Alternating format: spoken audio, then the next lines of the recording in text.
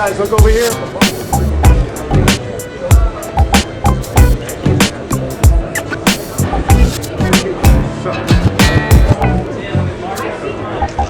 TV here with Jim Gray. How you doing, Jim? I'm great. How are you? I'm good. I'm good. We've got a great final here with Andre Ward and Carl Froch in the Super 6. Who do you like in this fight? Carl Froch is a tough guy. Oh yeah. Look at the people that he's fought. Lost that decision to Kessler. Won a close decision against Durrell.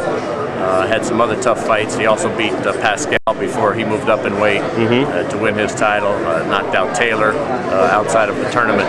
This is a tough guy with a chin. I mean, Glenn Johnson hit this guy in the head as hard as anybody can hit a guy in the head, and he did it repeatedly. Yeah. And he just stood there and took it all, and he won the fight convincingly. So Carl Froch is a tough guy who, you know, it's hard to say he's been underestimated, but, you know, he's not as well known. Right. Because he's from the United Kingdom. He might be better known over in England, but tough guy, and you can't discount him. Andre Ward really has just grown and grown, and we've seen it with each fight. He's been very impressive in all three of the fights that he's won in the tournament. He probably hasn't lost but just a few rounds even, and the rounds that he lost probably much more his own doing rather than his opponent's.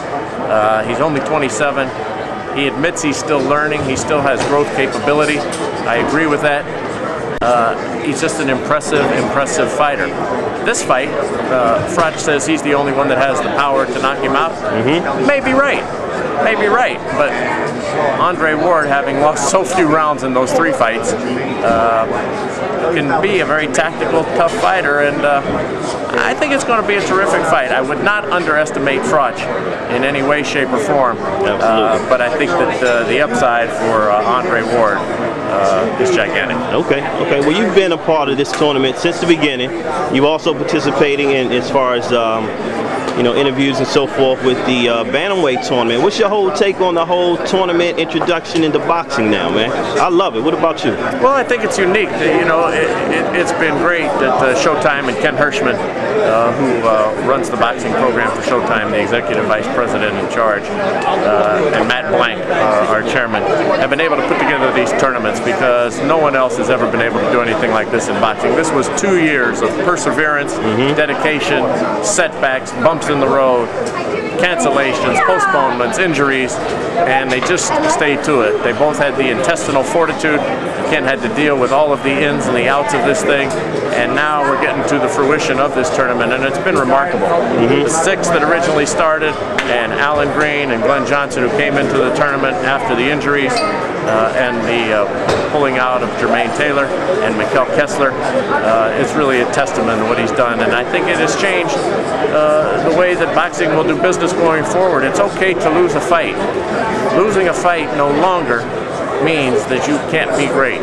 And I know that records are very important, but we have a college football system where if you lose a game, you're done. So sometimes we have the best team, not the champion, because they're eliminated by these hocus pocus, dominocus, all this junk of these computers and these people picking teams and so forth. And you know, the best team doesn't always win in a tournament. The best team usually wins 4 out of 7 in the NBA and Major League Baseball. And the best team usually gets through the NFL championship, the one and done. The best team doesn't always win with undefeated records. Correct. They have setbacks, they come back, and that's a form of greatness. That's why we've only had one undefeated team in the National Football League, the 72 Dolphins. I mean, it's hard to do. But we've had a lot of teams that are better teams than the 72 Dolphins, even though their record wasn't as great. We've had teams that have been voted by the so-called experts and by all of the people who say these things and the players themselves that were better teams.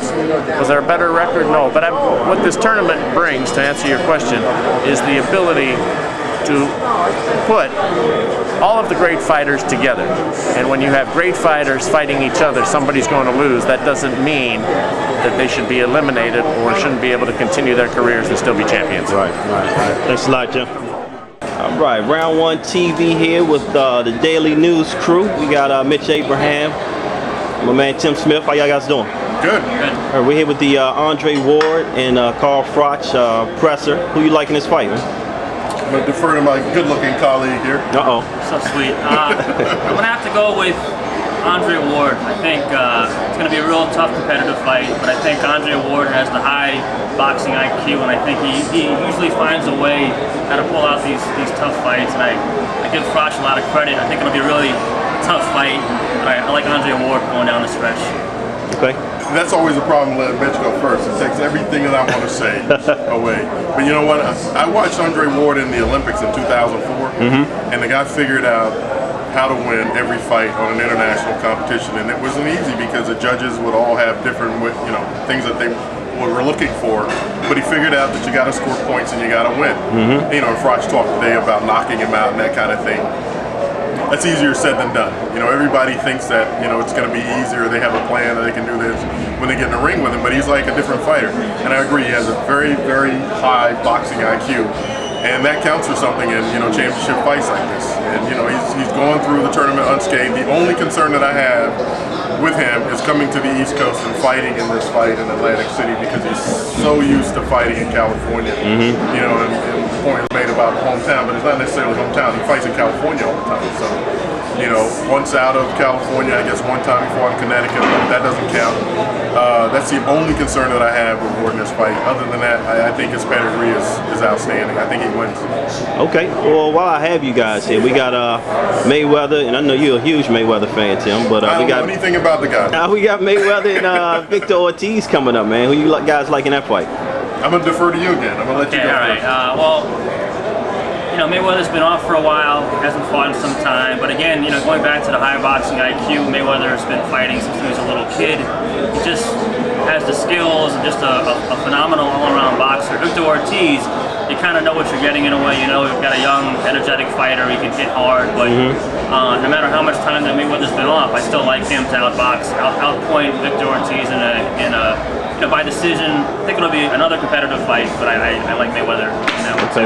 Yeah, I just think Mayweather's speed is a big factor. I think people, they get in the ring against Floyd, or they see him outside the ring like Ward was talking about. They see Mayweather outside the ring and they think, there's nothing special about this guy. I can get in there and beat this guy. He's not all that. But I remember talking to Zab Judah, who actually did very well early on against Floyd. But then obviously, as Zab is wanting to do, sometimes he, runs out of gas late.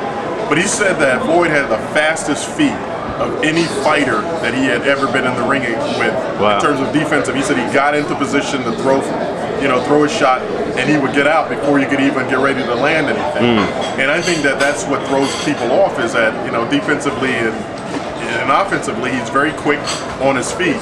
And I think that's going to give Victor Ortiz problems. People talk about Victor Ortiz's power, but he's got to land that shot. He's got to throw that shot, and it's got to land. And I think in order for him to win, I think he's got to get lucky.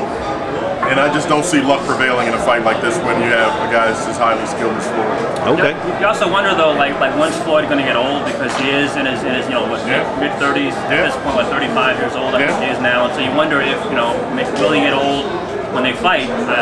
Probably not. I don't see him getting old, but there's always that option of at some point, Floyd, who relies on speed and instinct and his footwork, he has to slow down at some point, and Ortiz is still young. I don't think it's going to be in this fight, but that there's, maybe that's a Pacquiao fight. So, yeah. Hey, so when we talk about fighters possibly getting old in the ring, man, we got Bernard Hopkins and Chad Dawson coming up this fall. Who you like in that fight? Well, I would like to see Chad Dawson be aggressive and be able to beat Hopkins and finally put the old man in his place. But again, I somehow Hopkins, he just finds a way to beat these guys. He gets inside these guys' head. He has the right strategy how to beat these guys, and he just finds a way to do it. Chad Dawson, for all his talent and potential, he hasn't been able to put it all together yet. Right. And Hopkins will probably find a way how to neutralize all of Dawson's offensive advantages, and he'll probably find a way to beat him again. You know what? I just don't know which Chad Dawson's going to show up. I mean, that's just the thing with Chad, is that he's very talented, but when he decides that he doesn't want to fight, then he doesn't want to fight, or he decides he wants to fight late. And I don't think you can have that kind of attitude coming in against Bernard Hopkins. Absolutely I think you got to jump on Bernard quickly and just sort of set the tone for how the fight's going to be. You know, sort of like what Joe Calzaghe did. You got to like take him out of getting into a rhythm, because once he gets into a rhythm, he just sort of runs you over. And I don't see Chad as being able to do that, to push the envelope, you know, quickly and be able to do that. I'm not saying Bernard's going to beat him up, but this could be the kind of fight like the Antonio Tarver fight, where you know Bernard just comes in and just steamrolls a guy because he's not prepared for what's going to come at him. You know, Bernard's a very tricky guy. Oh yeah. So you know, I like Bernard in the decision. Great. Thanks a lot, guys. Sure. Thank you.